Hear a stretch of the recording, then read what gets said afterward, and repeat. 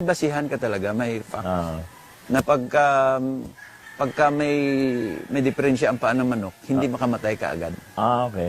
So you need to correct Mhm. through sa through sa angle ng gagawin mo. Kailangan para doon. mag-adjust ka. Mag-adjust ka. Okay. So may ano talaga, hindi kagaya ng ibang mananari na parang tinuro na lang lulo niya, na ganito, dito sa puwet. Hindi nagbabase doon sa puwet. Ah. Sa deformity ng paa ng manok, doon nagbabase yung tinuturo doon sa So liver. it is more scientific. Scientific. Okay. Oh. So, sa So, tingin effective. mo, gaano laki percentage ng galing ng tare sa panalo ng manok? Ang ganda ng pagkakalagay. Well, sa akin, 80%. Oh, talaga? Yeah. 20% lang yung luck at saka conditioning. Talaga. Para Kasi ang kalaban mo, Oh. nakahanda rin yan eh. Oh. So ang galaw nyo, pareho lang yan. Okay. But, sino ba ang papatay? Yung conditioning o yung tari? Kasi Okay. kunting ganun lang ng paa ng manok, mamamatay ka na eh. Okay, maging Sa nagiging talas ng tari. alam mo, nagiging interesting itong usapan ngayon ko lang narinig yan. Yung ibang marami ako na interview, nilalagyan lang nila ng 20% ang tare. No. Pero ikaw 80% sa'yo. Oh. Pero Ilan porsyento yung conditioning, ilang porsyento yung galing ng manok, ilang porsyento yung pointing.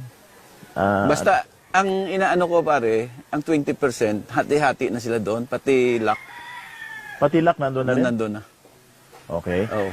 Kasi makikita mo pare ini-explain ko ito sa lahat.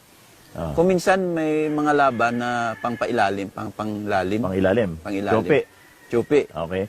Nananalo pa nga eh. Nananalo pa Pati rin. na minsan na tari, na ano ng tari, Okay. mamatay din eh. Okay. Kaya yun ang inaano ko. Ako, may alam ko at inabot ko pa Mm. nung kapanahonan ni The Late Dio Plaza, napaka-meticulosong mananari. Yes. Di ba? Oh. Na nakakabit na yung tari, sisilipin pa niya, papakalas niya uli. Naranasan mo ba sa kanya yun? Yun nga ang umalis ako sa kanya. Ayun ang dahilan, ba't umalis ka?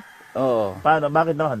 Kasi nung pa-champion ako sa Aranita, Ah, nagbibida siya doon sa kaibigan niya, Okay. kay Congressman Yap, Aping Yap, aping yap. Ah, na pare, ako na talagang sumisilip nito ng tare. okay.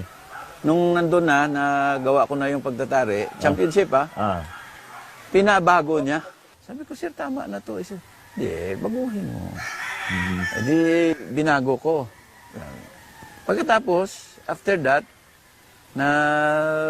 binalik ko. Ang akala ko, nagpapakita lang siya ng gilas doon sa, sa kay, Pinabago niya ulit nung, tiningnan niya, baguhin mo, binalik mo. Sabi gano'n.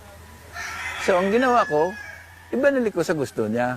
Nung nakita niya na sa gusto niya, yan, ang tama, sabi niya. Naka-anim na ako ng palo, hindi pa namatay ang kalaban. okay. Ah, So, sumama ang loob ko. Kasi naisip ko, kapag nanalo ang manok na isang palo lang, sasabihin niya, pakialaman niya na ako every time na tumari ako. okay. Ano ba? So, mawawala ngayon ang respeto niya sa akin. Okay. That's why, sabi ko, pagka ganito, Alis ka na? aalis na ako. Okay. Kasi mawawala na yung respeto sa akin. So, yung pag-alis mo kay Dio Plaza, yun yung turning point ba ng karir mo na pumasok ka na, nag-breed ka na? Yes, para may rason ako na umalis doon. Kasi yung mga anak, hindi ko rin mapahindian. Okay. Because parang mga kapatid ko na eh. Sina Umpong, si Boyet, si Gobernador. Robert Edibong. Oo. Pumunta silang tatlo doon sa bahay na sabi niya, pira lang yan. Bigay na ni Daddy sa iyo. Kahit hindi tayo nag-champion, bigay ni Daddy. Tingin ko hindi naman pira ang pinag-usapan dito. Ang pinag-usapan dito, yung respeto. May wala na siyang sa akin. Being his handler, gaffer. So, yun ang ko. At saka may plano na ako kasi akong Talagang mag-breed na. mag-breed na eh.